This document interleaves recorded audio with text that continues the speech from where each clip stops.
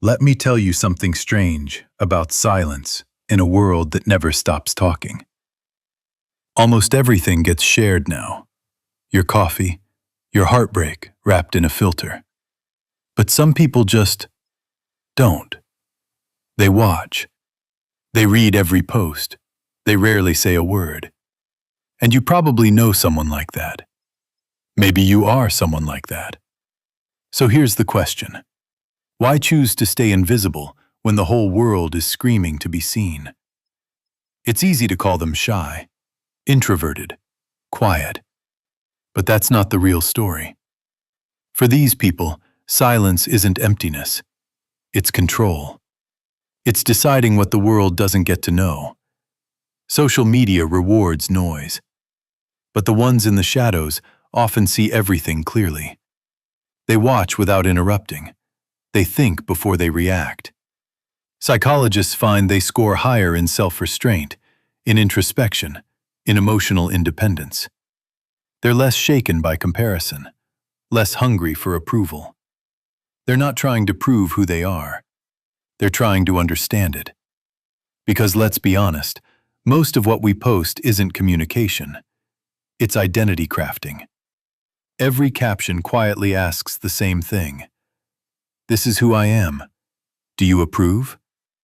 But when you stop posting, something shifts. You stop measuring your worth in likes. You start living moments for yourself again, instead of for a lens.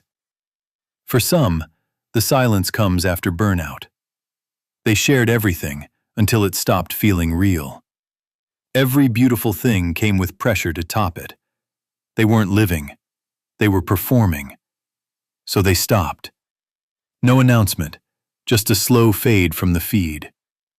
But here's what people get wrong. Not posting doesn't mean not feeling. It usually means they feel too much. There's a term, psychological ownership.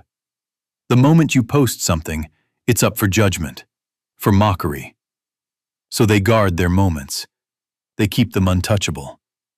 And maybe that's not sadness. Maybe it's freedom. Think about it. When was the last time something good happened and you didn't feel the itch to share it? That reflex isn't natural. It's trained. 10 years of likes teaching your brain that validation equals value. The quietest people online often have the loudest minds. They're not absent. They're overflowing. They've just learned something most haven't. Not everything you live is meant to be witnessed. So the next time you notice someone who never posts, don't assume they're hiding. Maybe they're just living. Maybe they remembered what the rest of us forgot. That being unseen doesn't mean being alone. That being quiet doesn't mean being empty. That sometimes the truest thing you can say about who you are is nothing at all. Because in the end, we were never meant to be performances. We were meant to be people.